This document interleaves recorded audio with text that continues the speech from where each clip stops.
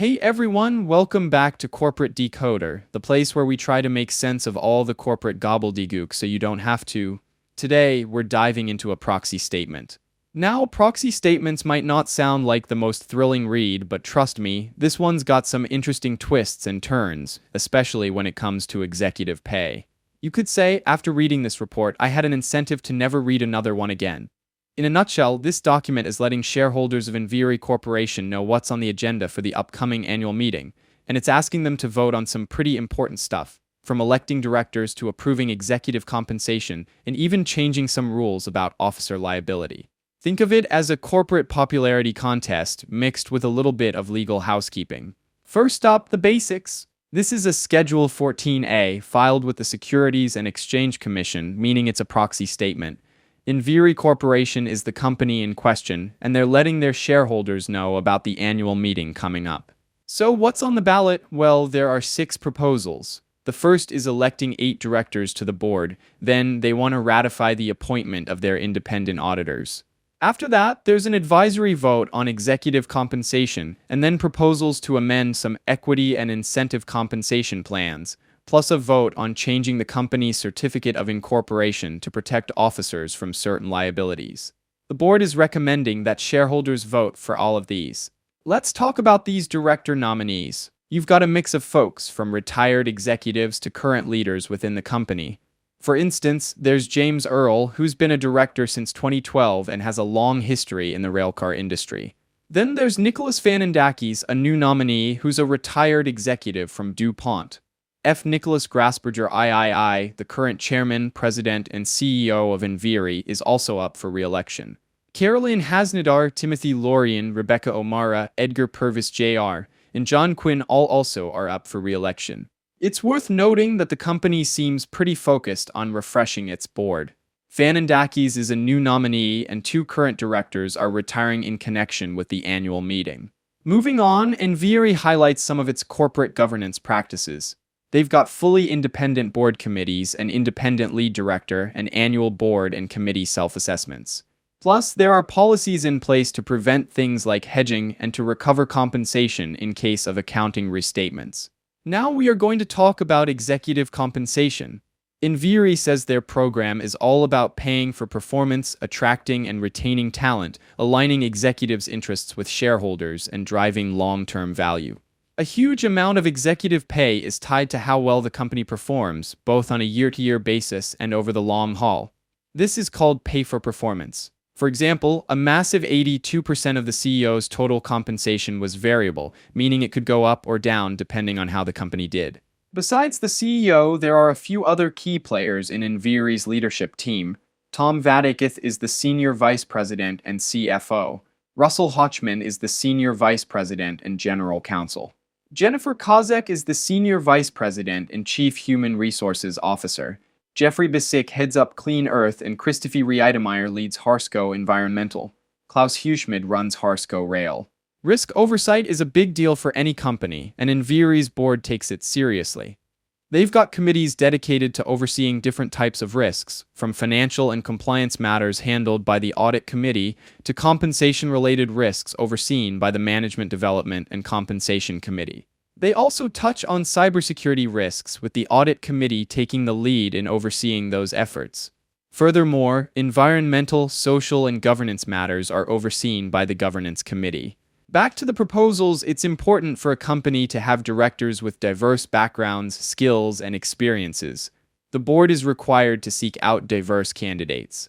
And the company is committed to seeking out candidates with diverse backgrounds, experiences, and skills, which makes sense considering Enviri's global reach and diverse lines of business. Here is some news about the auditors. PricewaterhouseCoopers, who did the audit for the past couple years, is out, and Deloitte & Touche is in.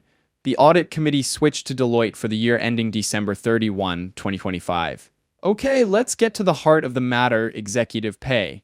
In 2024, Enviri focused on a few key things: generating free cash flow, improving its capital structure, and expanding its sustainable environmental solutions. Revenues remained mostly flat year over year, but the company made progress on asset sales and debt reduction. Clean Earth, one of their business segments, had a stellar year, and Harsco Environmental kept innovating. Digging deeper into compensation, it's clear that Enviri tries to link pay to how well the company performs. For the CEO, Nick Grasberger, about 82% of his potential pay was variable, meaning it depended on hitting certain targets. That number averages out to 71% for the other top executives. The company did not meet its long-term incentive plan performance goals for the period of 2022 to 2024, because Enviri's total stockholder return was at the 4th percentile, so executives earned 0% of these awards. The report defends the total compensation package for the CEO. In 2022, 2023, and 2024, it was not as high as his total potential compensation, so it was aligned to his efforts and the state of the company. Enviri employs practices that most people would find appealing, such as not employing single-trigger severance payments or equity acceleration on new awards, tying a significant amount of executive pay to company performance, and having clawback and stock ownership policies. To figure out pay levels, they look at surveys and peer group data, basically what other similar companies are paying their executives. The committee ultimately decides on each executive's pay and then reviews the outcome of these decisions. The governance committee makes sure the company is following good environmental social governance practices. Who owns Enviri? Well, based on the report, the biggest shareholders are BlackRock, the Vanguard Group, Barrow Hanley Global Investors, and Neuberger Berman Group. The company also outlines the fees paid to their auditors. Audit fees were the largest chunk, followed by tax fees. In the last year that PwC was employed by Enviri, total audit fees came out to $4,300,000. Here's how they pay their non-employee directors: an annual retainer plus extra for being a lead director or chairing a committee. They also get restricted stock units. The goal is to have directors own a good chunk of company stock. The amount that each director or executive owns is listed. Mr. Grasberger is the only one with over 1% ownership of the company. In 2024, Enviri achieved year-over-year revenue and earnings growth on an organic basis, driven by effective execution across its business segments. Clean Earth saw record earnings growth, resulting from strong operational and expense management performance.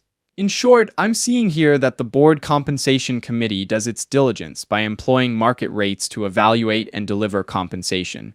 Okay, last but not least, what happens if an executive gets terminated or there's a change in control of the company? Well, there are change in control severance agreements in place with the top execs.